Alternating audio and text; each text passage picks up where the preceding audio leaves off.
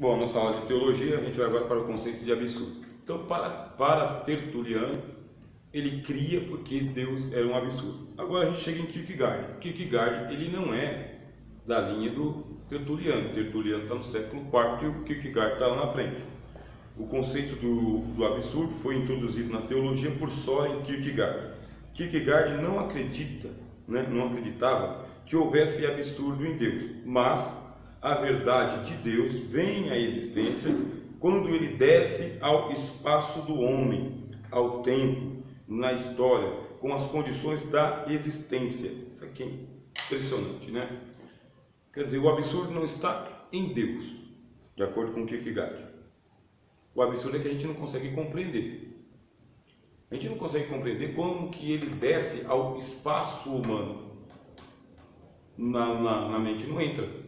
Ele desceu no espaço humano, ele desceu no espaço humano, viveu o tempo do humano, quer dizer que isso aqui já é um escândalo, e Deus começou a ter história. Deus não pode ter história. Falar da história de Deus é um absurdo. Deus não pode ter história. História é aquilo que acontece dentro de um espaço de tempo. Deus não pode ser condicionado ao espaço de tempo.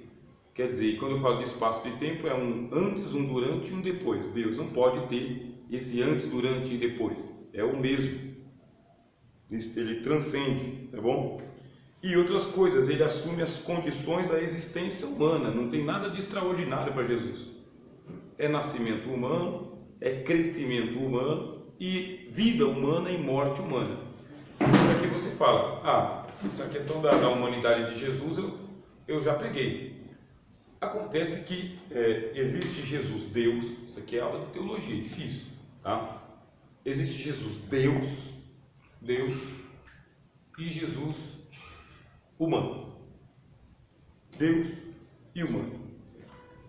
Só que nós temos comunhão com Jesus humano. Ele veio a nós, ele desceu a nós. Jesus Cristo, homem. Qual é a face que a gente conhece de Jesus? Conhecemos a sua face humana e somente humana. Nós não conhecemos a face divina de Jesus. Por que a gente não conhece a face divina de Jesus?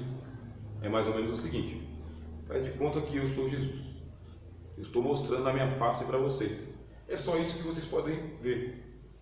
Só que Jesus tem uma face divina e uma face humana, tá bem? E uma face divina. Onde está a face divina de Jesus? Está nas costas, está atrás. Essa face divina de Jesus está virada para Deus, voltada para Deus. Só Jesus consegue olhar para Deus e continuar vivo. Só Jesus suporta o divino, o Pai. Só Jesus pode ver o Pai. Essa aqui é a face divina que está nas costas do Cristo. Se eu estou usando uma figura de linguagem.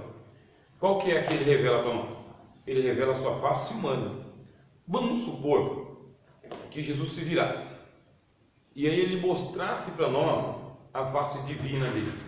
Nós não suportaríamos.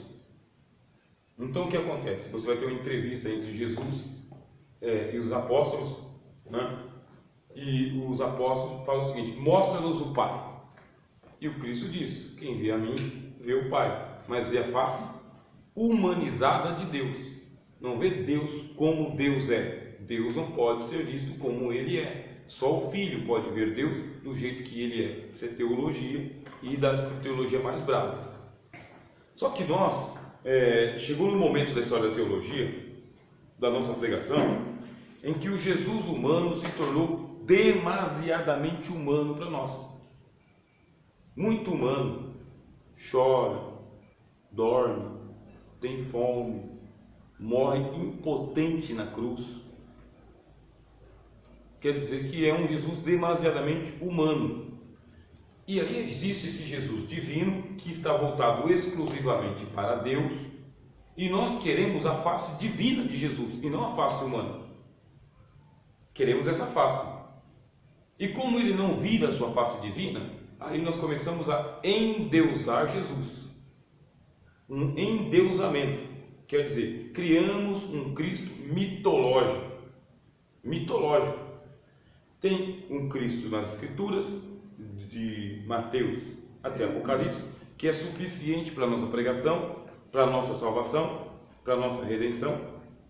Todo o esplendor da sua divindade se manifesta humanamente, nele habita corporalmente a plenitude da divindade, só que nós ficamos insatisfeitos com o Cristo humano, porque o Cristo humano fala o seguinte: tive fome, e foi você que me deu de comer, não fui eu que dei de comer para você.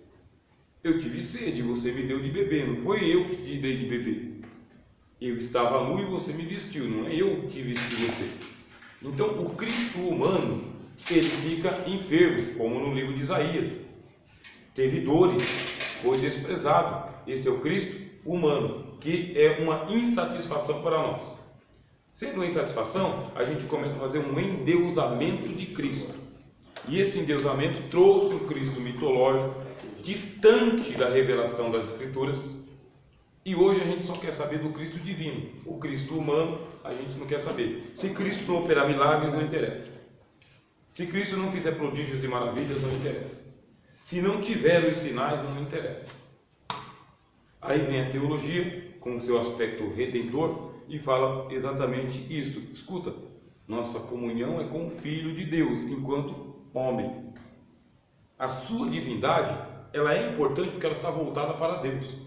Mas para nós o que importa é que está voltada à sua humanidade, e é Jesus Cristo homem, que é o único mediador entre Deus e os homens. Jesus Cristo homem na cruz, Jesus Cristo homem na sepultura, Jesus Cristo homem na ressurreição, Jesus Cristo homem aceitado à direita de Deus. Quando a gente começa a falar sobre isso, é o que eu estou falando para vocês desse aspecto aqui, ó, são essas absurdidades. A gente quer diminuir o absurdo da encarnação de Jesus. Nós queremos eliminar o escândalo. E quando você elimina o escândalo, o que acontece? Você perde a fé. Bom, o Kierkegaard ele fala que a verdade de Deus, ou a verdade da encarnação de Jesus, é uma verdade existencial. A gente viu aqui na semana passada o que é uma teologia existencial. O que é uma verdade existencial? É aquela que vem para o nosso dia a dia. É aquela que senta na mesa. É aquela que dorme num barco. Isso é uma verdade existencial. É aquela que não tem dinheiro para poder pagar o imposto. Isso é uma verdade existencial. Então, Deus assumiu a nossa história, assumiu a nossa pobreza, assumiu a nossa miséria. Isto é absurdo. Não pode ter eu não posso servir um Deus miserável. Não posso. Um Deus que assume a minha miséria, não posso. Eu não posso servir um Deus que morre. Eu não posso servir um Deus que chora. Eu tenho que servir um Deus que está acima de tudo isso. Essas absurdidades fazem parte do Evangelho, tá bom? Bom, outra palavra, tá bem, que o Kierkegaard ele usa ao lado do absurdo é o seguinte, é o paradoxo. Bom, paradoxo. O que é paradoxo? Verdade A, verdade B, são duas verdades conflitantes. Cada uma tem o seu próprio aspecto e todas as duas formam uma só verdade, não são duas verdades. É a verdade A, a verdade B, cada uma é singular, é única, uma não se confunde com a outra, mas não são duas verdades, é uma só verdade. Isso chama-se paradoxo. Para você treinar sua mentalidade teológica, você tem que começar a pensar assim. Os paradoxos da fé cristã. Quando você pega a palavra paradoxo, aí você não tem subtemas, entendeu? Subtemas, isso aqui não vai acabar nunca mais, Wendel, nunca mais. O cristianismo tem um absurdo específico, que é a encarnação de Deus em Cristo. Escreve Kierkegaard. Que é o absurdo agora? Qual que é o absurdo de hoje? O absurdo é que a verdade eterna tem vindo ao nosso tempo. Aí você está trabalhando com o paradoxo, tá? Para apagar aqui.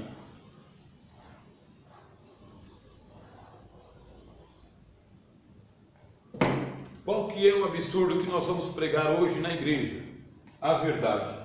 V-E. A verdade eterna veio ao nosso mundo temporal. Isso não pode. Isso não pode. Porque se é eterno, não pode ser temporal.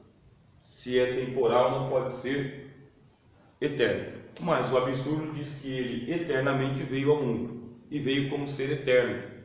Ele assumiu a nossa temporalidade. E continuou sendo eterno. Ele não deixou de ser eterno só porque está no tempo. Deus tem vindo a ser, a nascer, crescer e demais, precisamente como qualquer outro ser humano individual, bastante indistinguível dos outros indivíduos. Isso é absurdo, não é? Então, você vai continuar lendo também sobre esse assunto aí no dicionário teológico. Eu não entendo o espanhol que está aí, mas não precisa entender 100% espanhol, tá bom? Você vai usar as palavras cognatas, aquelas que são aproximadas, e também pode colocar lá no Google. Aí o Google Tradutor se aproxima muito. Aos poucos você vai conseguir ler todo esse dicionário aí. Eu procurei ele em português, tem também em português, mas aqui é uma versão muito boa, tá? O que nos leva agora para mais um ponto da teologia. Já falamos que Deus é um abismo, falamos que Deus é um absurdo. Ele é um absurdo por causa que ele assume aquilo que ele não podia assumir, e quando a gente fala, dá dor nos ouvidos. Isso é absurdo, eu não posso ouvir um negócio desse, mas você ouve.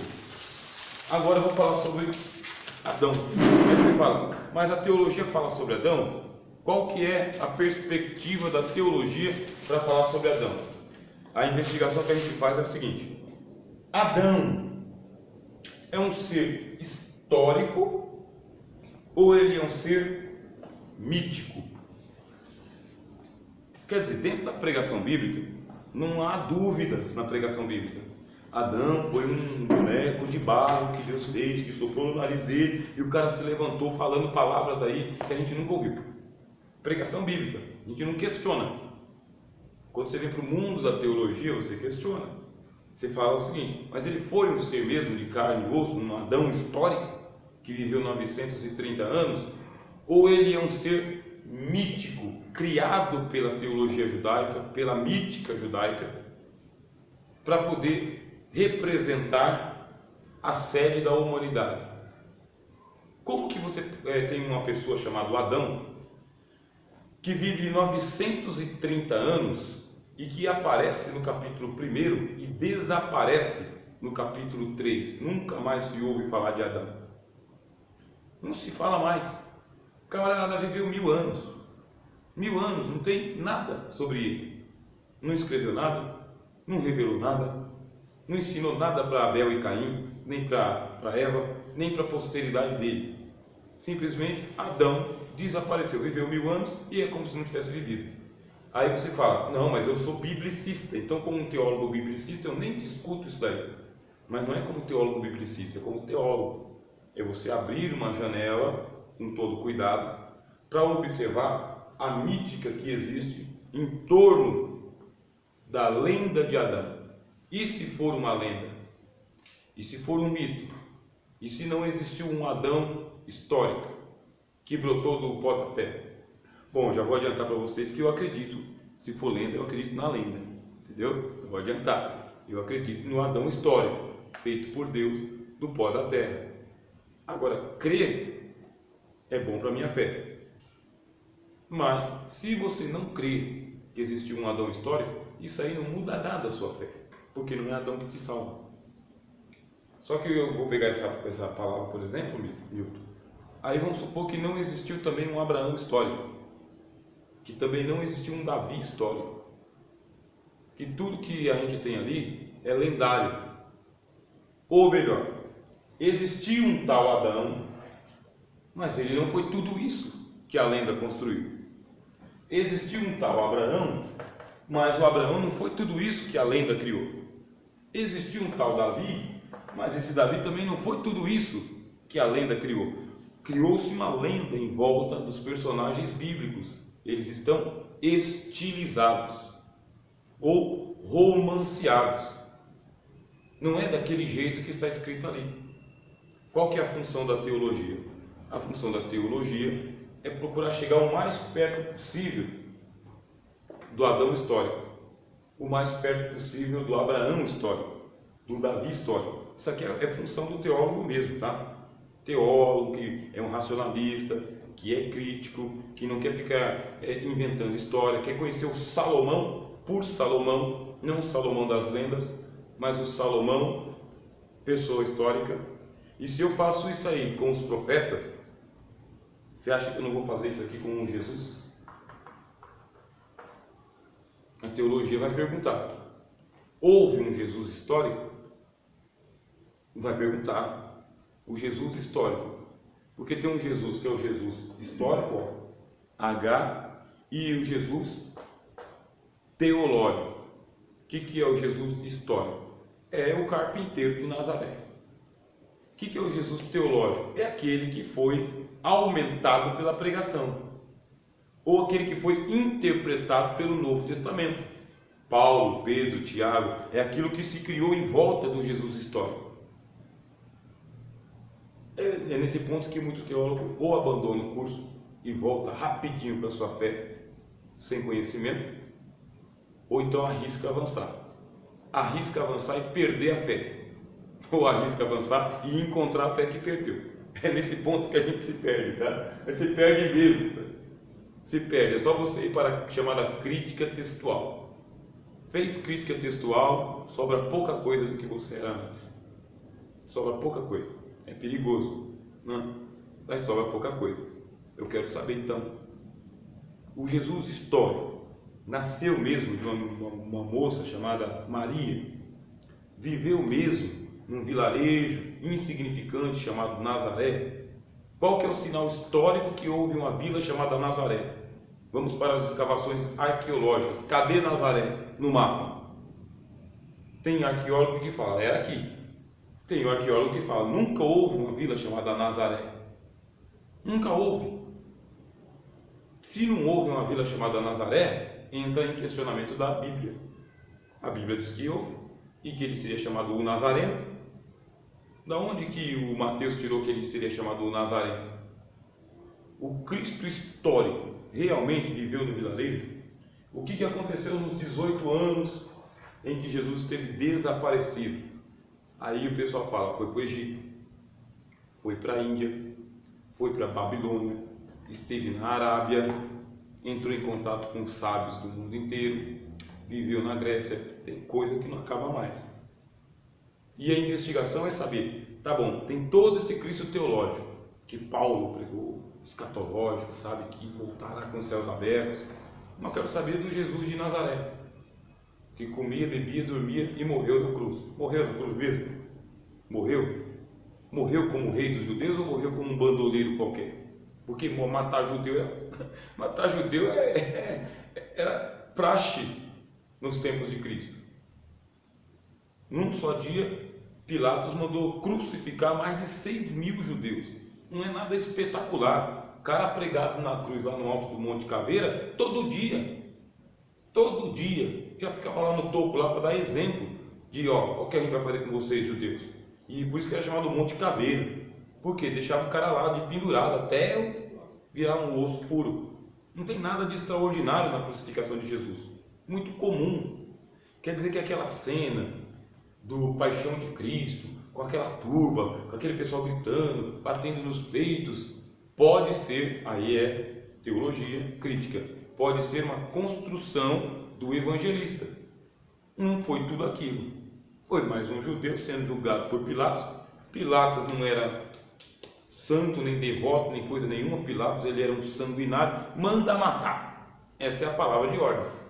Manda matar. Acabaram as cruzes, Pilatos. Pendura nas árvores. O Herodes manda matar. Não tem nenhuma coisa assim, estou com medo de matar esse justo, a minha mulher teve um sonho. E aí os críticos da teologia vão falar, pode ser uma construção teológica. Um Pilatos bonzinho não concorda com o Pilatos da história. Dar ouvidos à mulher dele, Pilatos dar ouvido à mulher dele naquela corte lá, que ele tinha mulher para tudo quanto é lado. Tudo começa com um Adão histórico. Se eu aplico essa regra aqui em encontrar o Adão histórico ou o Adão mítico, eu vou de Abraão para Davi, para Salomão, chego em Jesus e, consequentemente, todo o Novo Testamento. Todo o Novo Testamento. Aí vai surgir um teólogo chamado Rudolf Bultmann, que eu falei semana passada.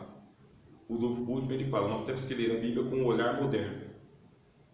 O que é o olhar moderno?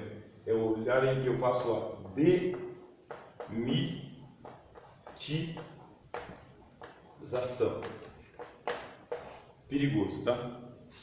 Demitizar é tirar o mito, é ler o texto sem a fantasia do mito, porque não é importante se Jesus andou ou não sobre as águas, mas o que o mito representa, Jesus andar sobre as águas.